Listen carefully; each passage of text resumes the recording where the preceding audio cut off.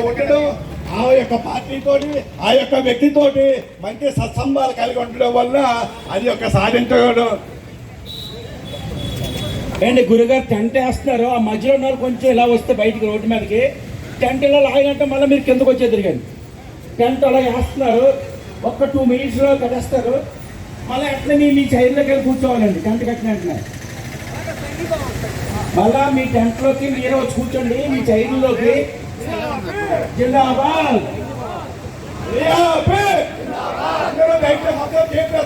కోరుతున్నాను.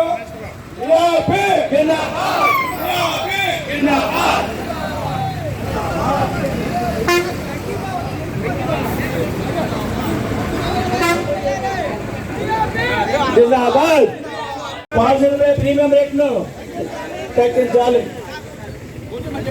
ఓకే, అందరూ మళ్ళీ ఎవరి సైడ్ కూర్చోండి. టెంట్ ఒక్క 2 నిమిషాలే కట్టేస్తారు వాళ్ళు.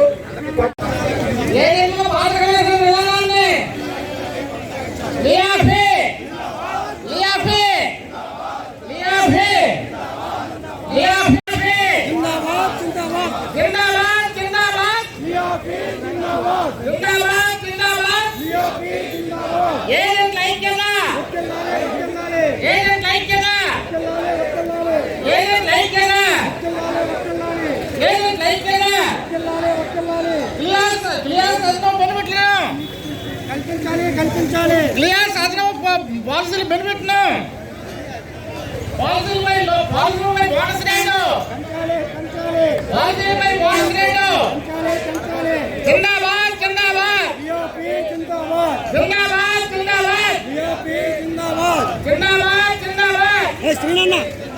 జిందాబాద్ జిందాబాద్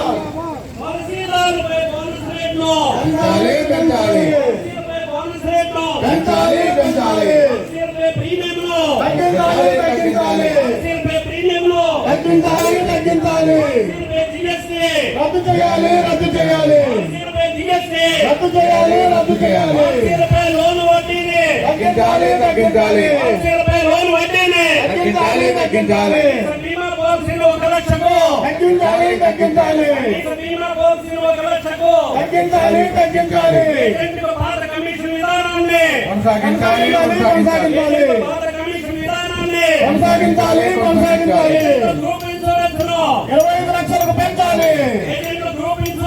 25 లక్షలకు పెంచాలి. 10 లక్షల వరకు పెంచాలి. అదనపు బెనిఫిట్లు ఇవ్వాలి. అదనపు బెనిఫిట్లు ఇవ్వాలి. ఏజెంట్ల గ్రూప్ ఇన్సూరెన్స్ వయస్సు 85 ఏళ్ళు పెంచాలి. జిందాబాద్ జిందాబాద్ జిందాబాద్ జిందాబాద్ జిందాబాద్ జిందాబాద్. హలో ఆ కెమెరామెన్ వస్తున్నారు. మీరు సంఘీభం ఒకసారి వాళ్ళ ముందు చూపిస్తే రేపు పేపర్లో వస్తుంది, మీడియాలో వస్తుంది.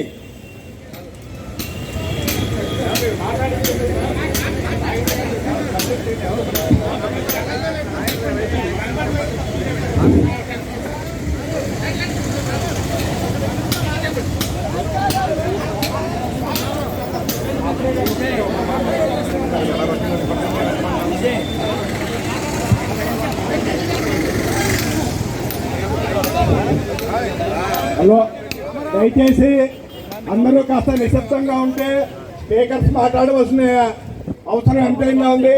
ఈరోజు మనం ఎందుకు చేస్తున్నాం అన్న విషయం కూడా మన పెద్దలందరూ తెలియజేస్తారు.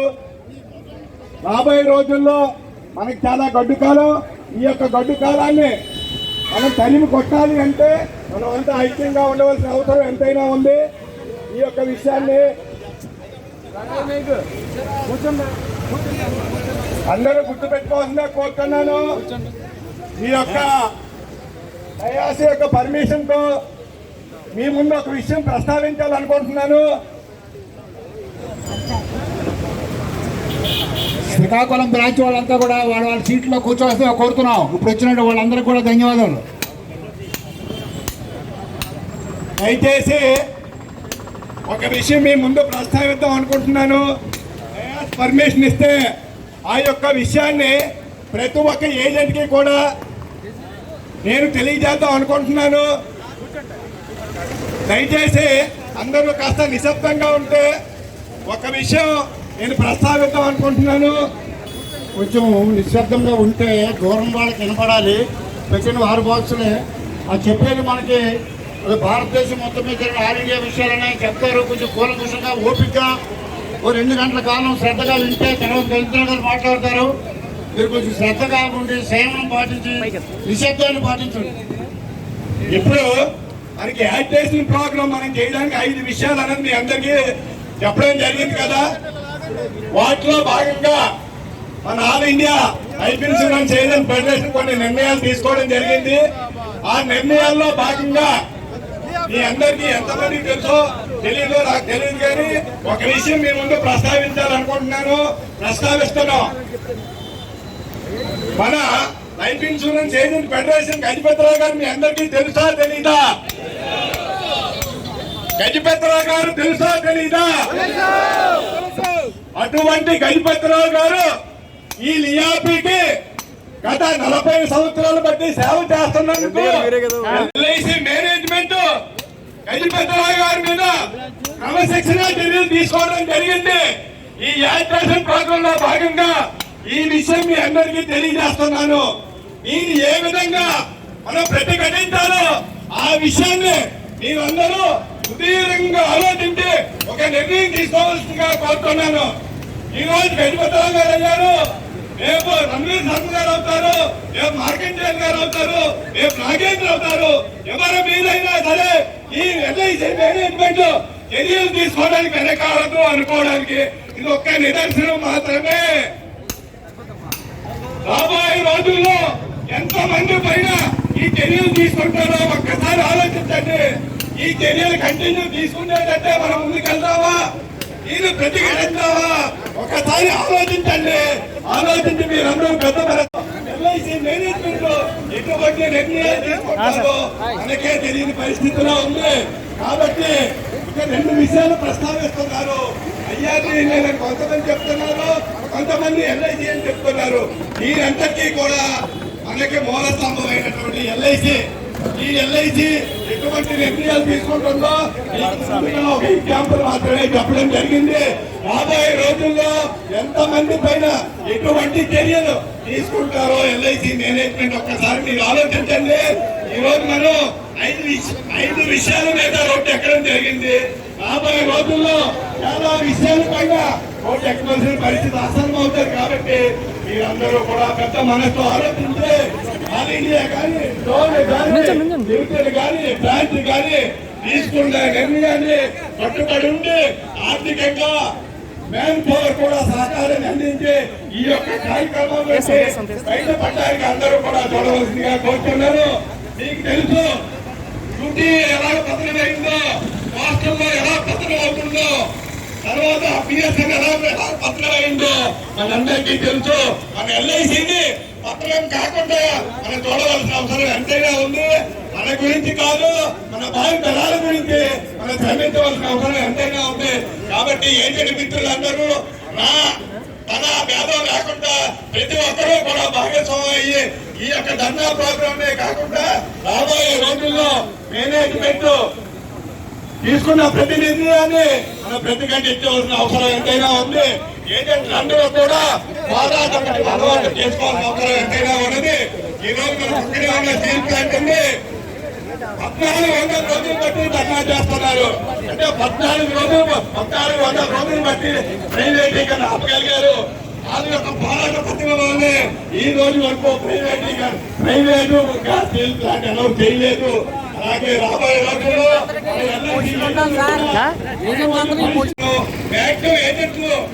ఏజెంట్లు సహకారం చేస్తారని కోరుకుంటూ సెలవు చేసుకుంటున్నారు. ఆ నిర్ణయంలో వెనకాలన్నీ సీట్లు ఉన్నాయి కాబట్టి మన గవర్నమెంట్ లీడర్ నిర్మలరావు గారికి, అలాగే మన విశిష్ట అతిథి మన అందరి పెళ్లికి మన నిర్మలరావు గారికి, అలాగే డయాస్ ఆక్యుపై చేసిన పెద్దలకు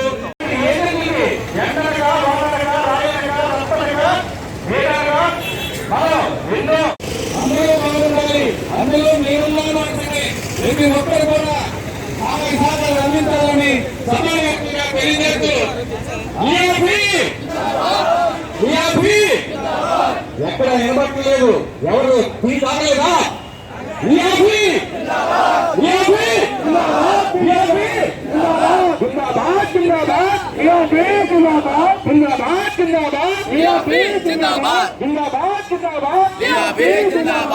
ఏజెంట్ ఐక్యత, ఏజెంట్ ఐక్యత, ఏజెంట్ ఐక్యత,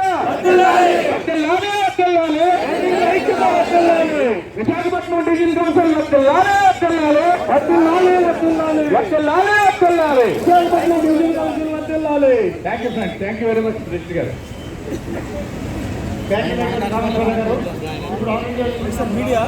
లేదండి మీ ఏజెంటే. నేను వేరే ఫంక్షన్కి వెళ్ళాను. అందరూ కూడా స్వాగతం, సుస్వాగతం.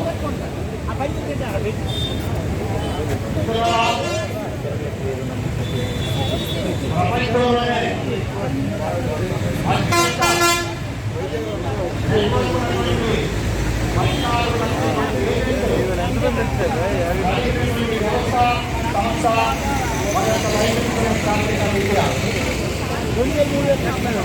ఈరోజు ప్రపంచం అంతా కూడా ఇంత నెట్వర్క్ ఎలా సంపాదించింది, ఎలాగా ఈ వ్యవస్థ నడుపుతుంది అని చాలా మంది మేధావులకి ప్రశ్నార్థకం. అలాంటి వ్యవస్థని సంస్థలో అనుబంధమైనటువంటి మనకి ఈరోజు పైన మండే విధంగా ఈరోజు ప్రేరేపిస్తున్నారు. మిత్రులారా, మనకి 1/10/2024 నుండి వ్యాపార క్రమం మనం చూసినట్లయితే సుమారుగా 74-75% వరకు కూడా తగ్గిపోయిందని చెప్పేసి గణాంకాలు చెప్తున్నాయి. అంటే మనని టచ్ చేస్తే ఎలాంటి పరిస్థితి ఎదుర్కోవాలనేది సంస్థకు అర్థమవుతుంది. మిత్రులారా, ఈరోజు ఈ 4 జిల్లాల నుంచి ఇచ్చేసినటువంటి ప్రజలే, ఏజెంట్లే దానికి సాక్షిపోతాం. విషయం ఏంటంటే, మనకి ఈ ధర్నా చేస్తున్నందుకు కారణాలు మన అధ్యక్షులు అలాగే నా ముందు మాట్లాడేటువంటి పెద్దలందరూ కూడా చెప్పారు. ఈరోజు చైర్మన్ గారు మనకేం చెప్తున్నారంటే, కమిషన్ తగ్గించలేదు, రీఅలైన్మెంట్ చేశామని చెప్తున్నారు. అయితే దీనికి అంతటికే కారణం IRDA అని చెప్తున్నారు, గవర్నమెంట్ అని చెప్తున్నారు. ఏదేమైనప్పటికీ కూడా మనం ప్రశ్నించేది సంస్థ తప్ప వేరే వాళ్ళకి మనం చేయలేము. అయినప్పటికీ కూడా మనం ప్రయత్నం ఆపకుండా ఈరోజు IRDA ప్రశ్నిస్తున్నాము. గవర్నమెంట్ కూడా మన వాణి, మన బాణి, మన సెంట్రల్ గవర్నమెంట్కి వినిపిస్తున్నాం. ఎన్ని వినిపిస్తున్నప్పటికి కూడా 60 రోజులైనటువంటి ఈ పరిస్థితిని ఇప్పుడు కూడా సర్దుబాటు చేయలేకపోతున్నారు. ఎందుకు సర్దుబాటు చేయలేకపోతున్నారు? కేవలం భేషజాలకు వెళ్ళిపోయి మాత్రమే. మన మిత్రుడు చెప్పారు, అధ్యక్షుడు, సెంట్రల్ CYC ఏదైతే ఉందో అది మ్యాండేటరీ, గవర్నమెంట్ పెట్టిందే. ఈరోజు అది ఆప్షనల్ అయిపోయింది. ఎలా అయిపోయింది? క్లాబ్యాక్ అది IRDA పెట్టింది, అది కుదరదని చెప్తున్నారు. మరి అదైంది, అది సెంట్రల్ గవర్నమెంట్ పెట్టిందే, ఇది IRDA పెట్టింది. అదెందుకు కుదిరింది, ఇదెందుకు కుదరదు? మన 14 లక్షల మంది ఏజెంట్లు ఉద్యమిస్తే తప్ప మన యొక్క కార్యాచరణ ముందుకు వెళ్ళదు, మనకు రక్షణ కలదు. మనం ఎవరి మీద విరోధం కాదు, మనకు వస్తున్నటువంటి ఆదాయాన్ని కోల్పోకుండా, మన ఉనికిని కోల్పోకుండా మనం ప్రయత్నం చేస్తున్నాం. మిత్రులారా, మన జాతీయ నాయకత్వం చేస్తూ మిత్రుడు చెప్పారు, మన ఫార్మర్ ప్రెసిడెంట్ నాగేంద్ర గారు 40 ఏళ్ళ నుంచి సుదీర్ఘంగా ఆయన అహర్నిశలు కృషి చేసి ఈ రియాపి వ్యవస్థని సంస్థని దూరంగా నిలబడి ఎన్నో ఉద్యమాలు కొడితే మిగతా వాళ్ళంతా పారిపోతారు. పోలీసులు సహజంగా ఏం చేస్తారు, ముందు బాష్పవాయువు విసురుతారు, తర్వాత పైకి చోటాలు పెంచుతారు, తర్వాత రాఖీతో మోకాళ్ళ మీద కొడతారు, తర్వాత అలాగా వాళ్ళకు ఒక పద్ధతి ఉంది, ఒక క్రమశిక్షణ విధానం ఉంది. కానీ అది ఏమి జరగకుండా డైరెక్ట్గా కాల్పులు జరుగుతున్నారు. ఆ కాల్పుల్లో భాగమే ఈ రోజు మనం ఖచ్చితంగా కలిసేస్తున్నాము. ఇది ఎంతవరకు సమాజం ఆయన ఈ రోజు కనీసం నిలుపుదల చేశారు. ఆయన ఈ రోజు కొత్త వ్యాపారం చేయకుండా అట్టే కనిపిస్తున్నారు. మన హక్కులు మనం పోరాడే మనకి వ్యవస్థ లేదా, మన హక్కులు మనం కనిపించే మన హక్కు లేదా, మన హక్కులు ఏమడిగాం, ఎవరిని తిట్టాము, ఎవరిని కొట్టాము, ఇస్తామా, ఇది ఎంతవరకు సమంజసమో మీరందరూ ఆలోచించాలి. మీరు ఒక విషయం గమనించండి, మనం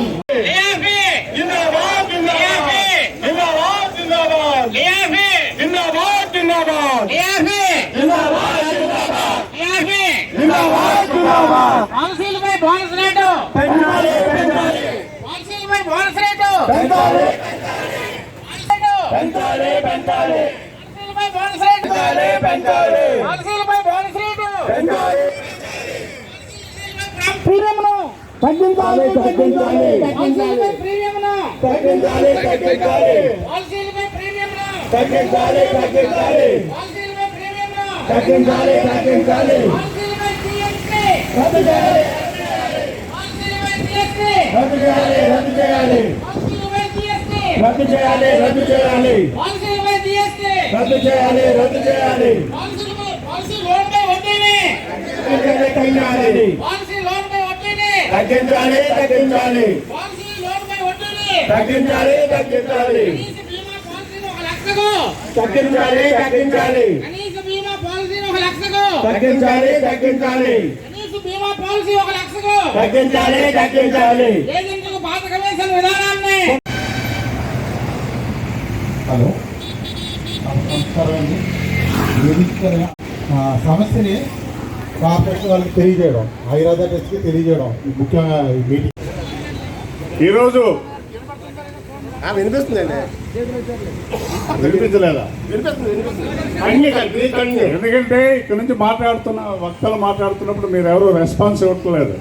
అంటే మీరు మీటింగ్ పెట్టుకున్నారా లేకపోతే మీకు వినిపించట్లేదో మాకు తెలియట్లేదు. అది అందరికీ వినిపిస్తుంది కదా. ఈరోజు మనం విశాఖపట్నం డివిజన్ తరఫున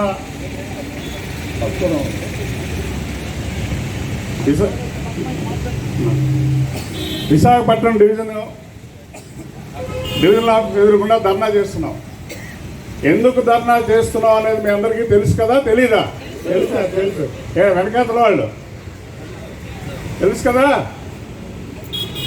యాక్చువల్గా మనం అందరూ కూడా మన జోనల్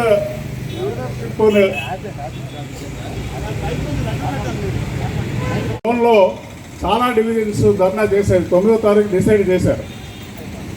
కానీ మనకున్న కొన్ని ఇబ్బందుల వల్ల ఈరోజు ఇక్కడ ధర్నా చేస్తున్నాం. దొరకపోవడం అక్కడ ఆఖరికి పోలీసులు ఏదో మాట్లాడి ఇక్కడ ఇలా పెట్టుకోవడం జరిగింది. మనని రోడ్డు మీద పడేసింది ఎవరండి? మేనేజ్మెంట్. అది ఒప్పుకుంటారు కదా. ఇప్పుడు మనం ఈ మధ్యకాలంలో కోరికలు కోరలేదు మేనేజ్మెంట్.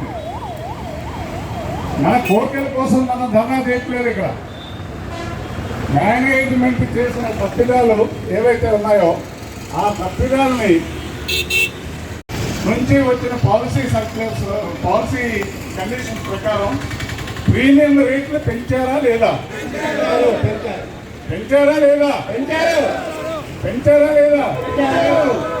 తర్వాత సమ్మెష్యూర్ని రూపాయలు ఉండేది 2 లక్షలు చేశారా లేదా? 2 లక్షలు చేశారా లేదా?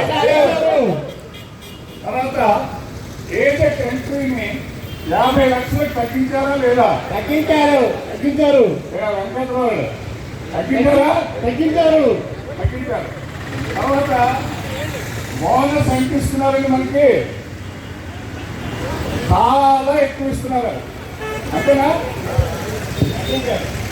బోనస్ మనకి చాలా ఎక్కువ ఇస్తున్నారు. మరి ఈ కోరికలు కోరడం ఏదైతే వాళ్ళు తప్పు చేశారో ఈ తప్పులు మీరు చేశారని చెప్పడం తప్ప? తప్పు కాదు కదా? తప్పు కాదు. మరి అదేవిధంగా 5 లక్షల లోపల ఉండే వ్యాపారం చేసే ఏజెంట్కి 2% కమిషన్ తగ్గించారా లేదా? తగ్గించారా లేదా? మరి యాజమాన్యం అంటే మన ఎల్ఐసి మేనేజ్మెంట్ హై ప్రొడ్యూసర్స్ లో ప్రొడ్యూసర్స్ అని ఏజెంట్ల మధ్యలో విభజన ప్రవేశపెడుతున్నారా లేదా చెప్పండి. ప్రవేశపెట్టారు. ఆల్రెడీ ప్రవేశపెట్టారు కదా? పెట్టారు. అదే కాకుండా మరి ఆ తర్వాత స్వరూప్ గారు అని కేంద్ర ప్రభుత్వం రిఫార్మ్ కోసం పెడితే ఆయన ఒక రికమెండేషన్ ఇచ్చాడు గవర్నమెంట్. ఏజెంట్లకి కమిషన్ ఇవ్వవసరం లేదు. డాక్టర్లు ఏ విధంగా ప్రాక్టీస్ పెట్టుకుంటారో లాయర్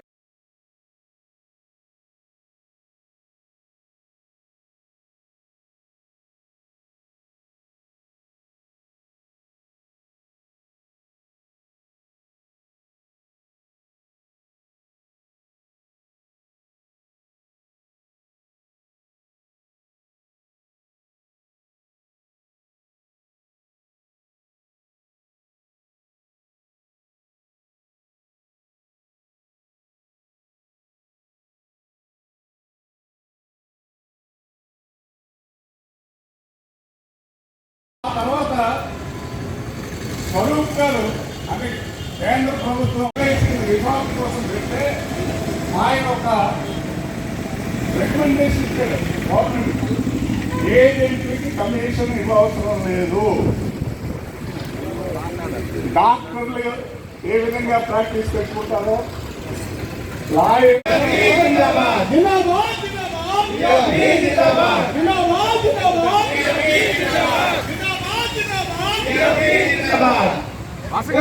నాయకత్వం